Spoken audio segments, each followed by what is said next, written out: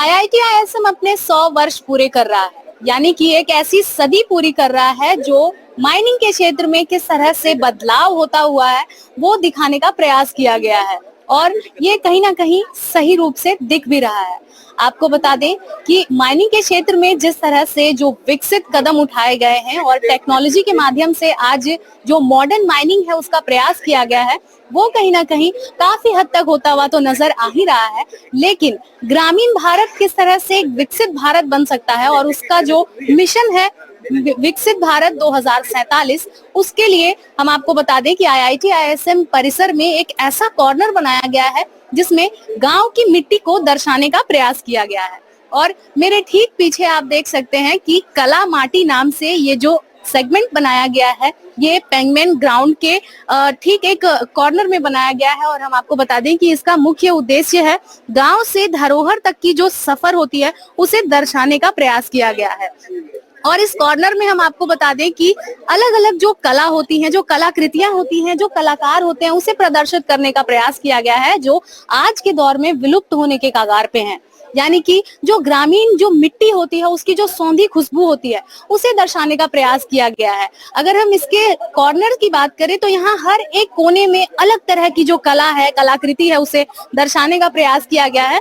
सबसे पहले हम आते हैं यहाँ पर एक कॉर्नर में जहाँ पर लाह की जो चूड़ियां होती हैं उसे बनाने का यहाँ पर दिखाने का प्रयास किया गया है कि किस तरह से लाह जो होता है उससे चूड़ियां बनाया जाता है, उसकी जो प्रक्रिया होती है उसे दर्शाने का प्रयास किया गया है कि एक जो चूड़ी हम बाजार में खरीदते हैं अपने हाथों में पहनने के लिए, वो किस तरह से लोगों की मेहनत से होकर गुजरता है और कितना उसमें कठिन प्रयास लगता है लोगों का, और जो कला होती है वो किस तरह से निखर के लोगों के सामने आती है और हम जो है उसे बाजारों में खरीदते हैं। लेकिन वो जिन कलाकारी हाथों से होकर गुजरती है और जिस आग से होकर वो पक कर लोगों के हाथों में आती है, उसके सफर को यहाँ पर दर्शाने का प्रयास किया जा रहा है।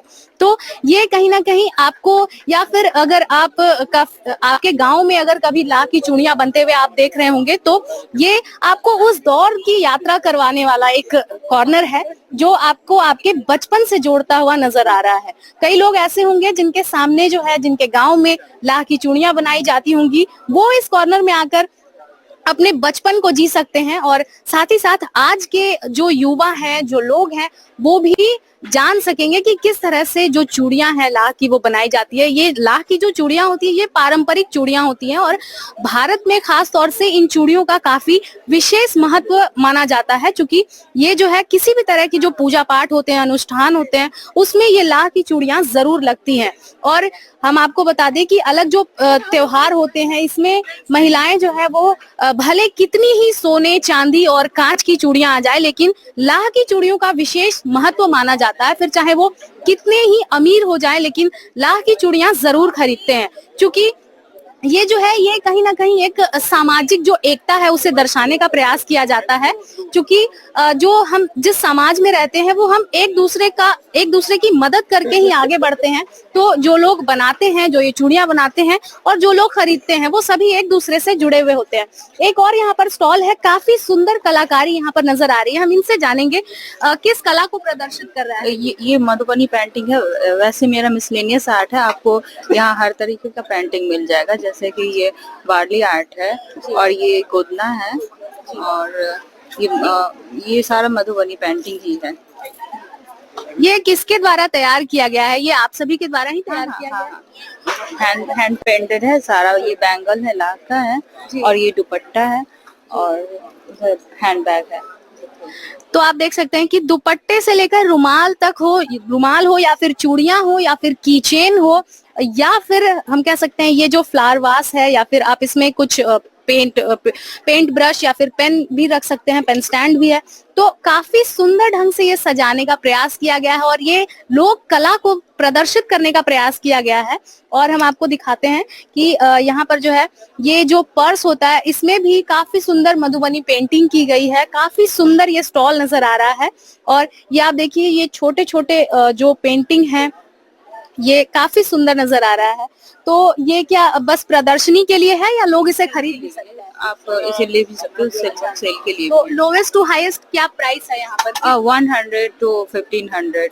अच्छा, तो अलग अलग चीजों के अलग अलग दाम है यहाँ पर। 100 रुपए से लेकर 1500 रुपए तक के जो कलाकृतियां हैं वो आप खरीद सकते हैं। और देखिए यहाँ पर जो युवतियां हैं ये तैयार कर रही हैं, सामने में आपको दिखा रही है कि किस तरह से जो मधुबनी पेंटिंग है वो तैयार की जाती है और किस तरह से प्रेम के साथ ये जो पेंटिंग है वो बनाई जाती है। और काफी सुंदर ढंग से यहाँ पर पेंट करती हुई जो युवतियां हैं वो नजर आ रही हैं। और ये कहीं ना कहीं आपको आपके गांव की यात्रा जरूर करा देगा, ये जो कॉर्नर है आईआईटी आईएसएम में। क्योंकि इसी तरह से सभी के गांव में कुछ जो महिलाएं होती हैं वो पेंटिंग कर रही होती हैं, कोई लाह की चूड़ियां बना रहा होता है, कोई गहने बना रहे होते हैं। तो वो सभी आप जैसे गांव में जो दृश्य होता है, जो हाट लगता है, उसी के दृश्य को यहाँ पर दोहराने का प्रयास किया जा रहा है। यहाँ पर एक काफी सुंदर स्टॉल है, हम इनसे जानते हैं ये किस चीज की स्टॉल है, क्या बना रहे हैं भैया? ये हमारा डोकरा आर्ट का है मैम। डोकरा आर्ट किस चीज से बनता है ये थोड़ा हमें बताएं। ये तो पहले हमारा मिट्टी का सांचा बनाया जाता है जी। ये जो जैसा आप देखिए मिट्टी का सांचा है, ये सांचा के ऊपर में हम इसमें डिजाइन कर रहे हैं। जो हमको मन है कि इसको हम वो भी उल्लू बना रहे हैं। जैसे कि आप जितना प्रोडक्ट मेरा देख रहे हैं, सारा प्रोडक्ट का एक एक सांचा बनाया गया था। अब फिर हमको दूसरा अगर वही चीज को बनाना है तो फिर हमको 2 बड़ा सांचा बनाना पड़ेगा। मतलब एक सांचा एक ही बार यूज होता है। अच्छा, क्योंकि ये मिट्टी से बना होता है इसलिए उसको खोलने के टाइम में ये शायद यहाँ पर हमारा मिट्टी भी रखा हुआ है। जैसे कि ये वाला मिट्टी देख रहे हैं, ये वाला मिट्टी हमारा फाइन मिट्टी है जिसको हम गोबर देके बनाते हैं। इसके बाद ये गोबर हो जाने के बाद इसमें यही फाइन वाला मिट्टी ऊपर में भी देते हैं। यानी कि नीचे जो तार है ये तार किस चीज की बनी हुई है, ये क्या है? ये हमारा मोम और धूमन और सरसों का तेल, जैसे कि मोमबत्ती धूमन जो पूजा में लगता है वो धूमन है। जैसे कि वो आधा किलो हो 1 किलो हो, अगर 1 किलो धूमन है तो 1 किलो मोम, उसमें हमको 300 ग्राम 300-400 ग्राम हमको तेल लग जाता है क्यों मतलब पूरा करने में। वो दे करके तीनों चीज को दे करके एक जगह में गला लिए हैं। गलाने के बाद जैसे कि ये सूती का कपड़ा है, सूती का कपड़ा से उसको एकदम मतलब अच्छा से छान लेते हैं कि यानी कि उसमें जरा सा भी कुछ कंकर वगैरह कुछ मतलब कचरा नहीं आना चाहिए, एकदम फ्रेश होना चाहिए। फिर उसको हम ये हमारा जो इसको जो बनाए हैं ये हमारा मिट्टी है।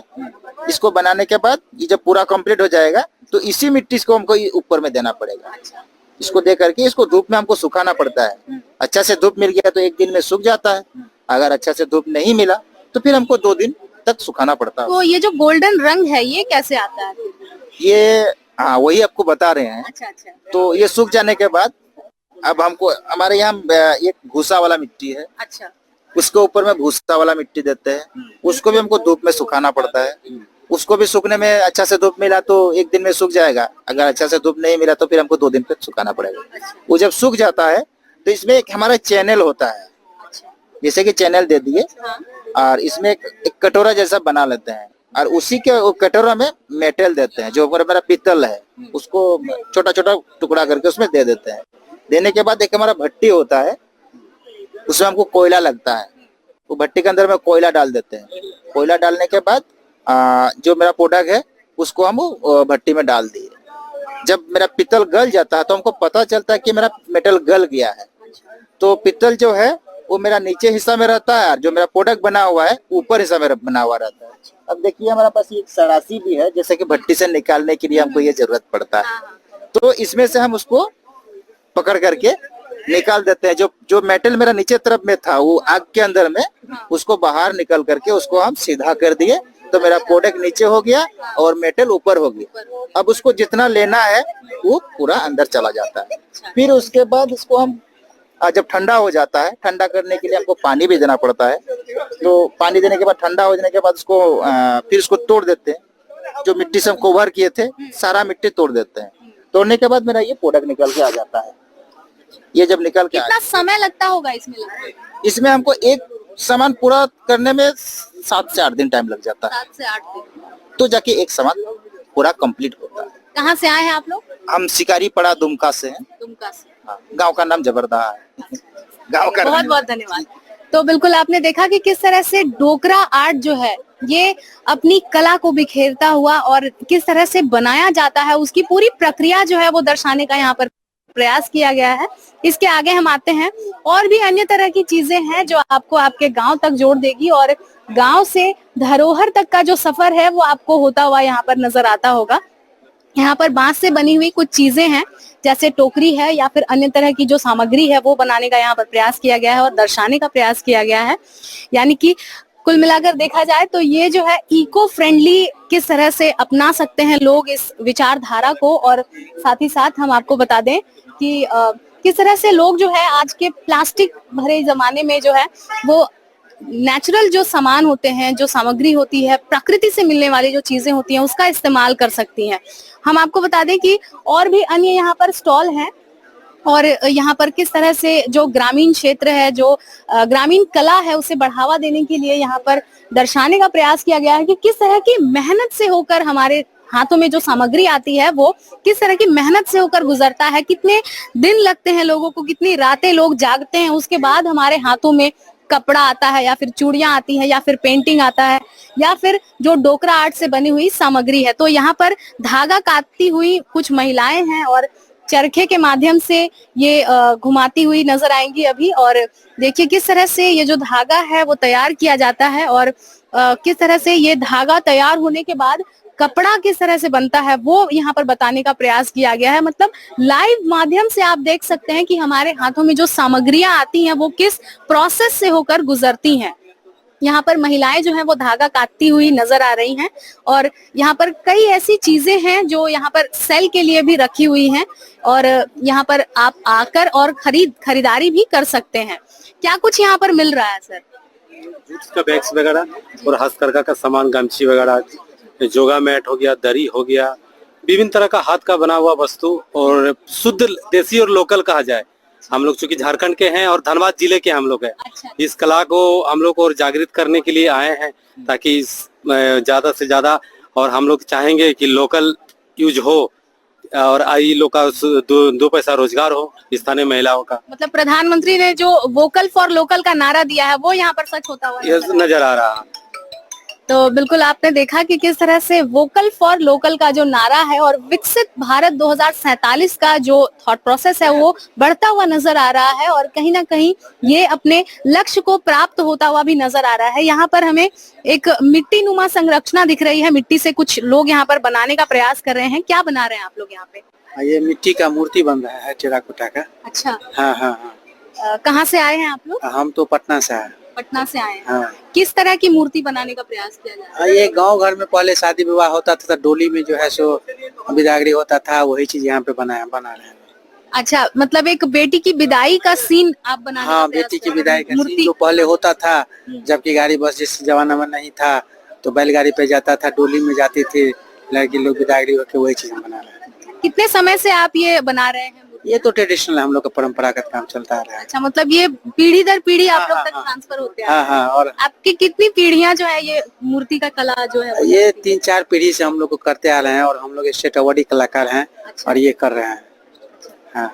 तो बिल्कुल आप देख सकते हैं कि ये स्टेट अवार्डी कलाकार हैं जो एक बेटी की विदाई का जो सीन होता है, जो दृश्य होता है वो दर्शाने का प्रयास करने वाले हैं। टेराकोटा जो मिट्टी होता है उसके माध्यम से, कि पहले के जमाने में जो बेटियों की विदाई होती थी वो डोली के माध्यम से होती थी और उसी को दर्शाने का भी प्रयास किया जाएगा यहाँ पर। और हम आपको बता दें कि अलग अलग तरह की जो चीजें हैं वो यहाँ पर दर्शाने का प्रयास किया गया है। जैसे गांव में जो पीपल का पेड़ होता था वो काफी प्रमुख माना जाता था और उसी के नीचे जो है बैठकी लगती थी, लोगों की पंचायतें होती थी। तो जो ये पेड़ है उसी का प्रतीक माना जा रहा है। हालांकि ये पीपल का पेड़ तो नहीं है लेकिन कुछ उसी के तरह नजर आ रहा है और इसे बड़े ही सुसज्जित ढंग से इसे तैयार किया गया है और इसमें लालटेन का प्रयोग करके वो गांव की जो मिट्टी होती है उसकी सौंधी खुशबू को दर्शाने का प्रयास किया गया है। यहाँ पर हम आपको बता दें कि IIT ISM अपने 100 वर्ष की जो जर्नी है उसे पूरा कर चुका है और उसी के उपलक्ष्य पर यहाँ पर विभिन्न तरह के जो स्टॉल्स हैं वो लगाए गए हैं और IIT ISM का हर एक कोना, हर एक अलग कहानी कहने को तैयार है। और हम आपको बता दें कि यहाँ पर लगातार लोग जो है उनका आना जाना लगा हुआ है और हर एक कोने में अलग कहानी कहती हुई जो है ये सारे लोग जो हैं, यहाँ के जो छात्र हैं, यहाँ के जो फैकल्टी मेंबर्स हैं, वो सभी इस बार का ये जो उत्सव होने वाला है उसे खास बनाने की तैयारी में जुटे हुए हैं। एक और कॉर्नर है यहाँ पर, ये ऐसा दूर से देखकर लग रहा है कि पॉटरी सेक्शन है और यहाँ पर मिट्टी से दिए बनाने का प्रयास किया जा रहा है। और हम अभी यहाँ पर यहाँ की जो संचालिका हैं उनसे जुड़ेंगे और जानने का प्रयास करेंगे कि तैयारियों से लेकर आज जो एग्जीक्यूशन है वो कैसा उसका सफर रहा। मैम बताएं। तैयारी तो मैंने बोला ही था कि तैयारी इसकी काफी दिन से चल रही थी और हमारा प्लान यही था कि हम आर्टिशंस को पूरे झारखंड और बिहार से लेके आ सके। एंड फाइनली आज जब हम यहाँ पर सामने में एक ही मंच एरिया में सबको देख रहे हैं तो बिल्कुल लग रहा है कि हमारा जो ड्रीम था, सपना था, वो सच हो गया है। आर्टिशंस के अंदर कैसी अनुभूति रही, कैसा फील कर रहे हैं वो लोग? आप बेहतर हो तो आर्टिशन से पूछ लें, लेकिन हाँ एक्सप्रेशन देके, और बेस्ट पार्ट ये है कि लोग आ रहे हैं और उनके प्रोडक्ट्स को खरीद रहे हैं, तो इससे बड़ा प्रोत्साहन तो एक आर्टिशन के लिए और कुछ हो नहीं सकता है। काफी उत्साहित हैं, वो कल रात में ही आ गए थे एंड बहुत बहुत खुश हैं वो लोग, बहुत हैप्पी हैं।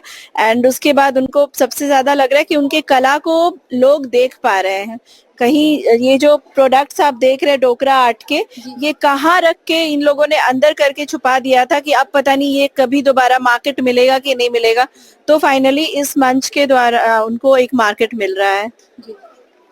तो बिल्कुल ये थी हमारे साथ डॉक्टर आकांक्षा, जिन्होंने बताया कि किस तरह से जो विलुप्त होती कलाएं हैं उसे उजागर करने का प्रयास किया गया आज, और साथ ही साथ इन कलाकारों को एक मंच प्रदान किया गया ताकि जो कला है, लोक कला है, उसे लोग कहीं भूले बिसरे लोग जो है वो भूल ना जाए, उसे लोगों को याद दिलाने के लिए एक बेहतर मंच प्रदान किया गया। और लोग काफी ज्यादा इसे प्रोत्साहित भी कर रहे हैं और यहाँ की भीड़ ही बता रही है कि लोग जो है एक पल के लिए जो ग्रामीण भारत है उसका नजारा लेने के लिए यहाँ पर जरूर आ रहे हैं और काफी ज्यादा यहाँ पर लोगों को प्रोत्साहन भी मिल रहा है। साथ ही साथ यहाँ के जो कलाकार हैं उनसे भी हमने बातें की और ये जानने का प्रयास किया कि उनका अनुभव कैसा है। तो उन लोगों ने भी काफी अच्छा रिस्पांस दिया है और सभी का रिस्पांस जो रहा वो काफी पॉजिटिव रहा। और साथ ही साथ हम आपको बता दें कि यहाँ पर जो आ रहे लोग हैं उन्होंने भी इन चीजों की काफी सराहना की है। और जैसा कि आप देख पा रहे हैं कि कई बार ऐसा होता है कि लोग जो है हमारे हाथों में जो प्रोडक्ट है, जो सामग्री है, वो कहाँ से आ रही है, किस माध्यम से आ रही है, वो नहीं पता चल पाता है। तो उसे खास तौर से उस चीज को दर्शाने के लिए इस कॉर्नर का डिजाइन किया गया है। और ये भली भांति लोगों को दिख भी रहा होगा कि किस तरह से फिर चाहे वो लाह की चूड़ियां हो या फिर डोकरा आर्ट से बनी हुई जो सामग्री होती है वो किस तरह से तैयार की जाती है, या फिर हम कहें कि जो खादी के जो वस्त्र होते हैं या फिर जूट से बने हुए जो बैग होते हैं वो किस तरह से तैयार किए जाते हैं, या फिर मिट्टी के दिए जो हैं वो भी यहाँ पर तैयार करने का प्रयास किया गया है। और जो युवा भारत है, जो युवा पीढ़ी है, उसे ये बताने का प्रयास किया गया है कि किस तरह से जो सामग्री होती है वो तैयार की जाती है, कितने प्रेम और भाव के साथ जो कलाकार होते हैं, जो शिल्पकार होते हैं, उसे गढ़ते हैं अपने हाथों से, तब जाकर वो हमारे हाथों में आता है और वो उसकी जो कीमत है वो 10 गुना बढ़ जाती है। क्योंकि वो जो प्रेम है, वो जो भाव है, वो जिस तरह से लोगों के लिए तैयार करते हैं वो काफी हद तक वो छलकता हुआ नजर आता है। तो ये जो कॉर्नर है ये सबसे विशेष कॉर्नर है कि किस तरह से लोग जो है आधुनिक भारत में भी एक गांव की मिट्टी की जो महक होती है वो देखने को मिलेगी। और फिर चाहे देश कितनी भी तरक्की कर ले, लेकिन यहाँ की जो कलाकारी है, यहाँ की जो लोक कला है, यहाँ की जो लोक भावना है, उसे भी उजागर साथ ही साथ किया जाएगा। यानी कि एक पैरेलल वे में, फिर चाहे वो ग्रामीण क्षेत्र हो या फिर शहरी क्षेत्र हो या फिर जो तकनीकी क्षेत्र है, वो सभी एक साथ बढ़ते हुए नजर आ रहे हैं और एक साथ विकसित होते हुए नजर आ रहे हैं। तो कहीं ना कहीं प्रधानमंत्री का ये जो सपना है विकसित भारत 2047 वो सच होता हुआ नजर आ रहा है, क्योंकि आज के आधुनिक युग में भी यहाँ पर युवाओं ने लोक कला से परिचित होकर इसे काफी हद तक बढ़ावा भी दिया है। फिलहाल इस खबर में इतना ही, हम फिर लौटेंगे कुछ रोचक खबरों के साथ और ऐसे ही आपको ये कुल एक हफ्ते का जो सफर है IIT ISM का उस बारे में रोज दिखाते रहेंगे, कुछ नया, कुछ अलग, और लोगों की क्या कुछ इसको लेकर के उत्साह है। तब तक के लिए देखते रहे मिरर मीडिया, सहयोगी संजय के साथ प्रिया पांडे।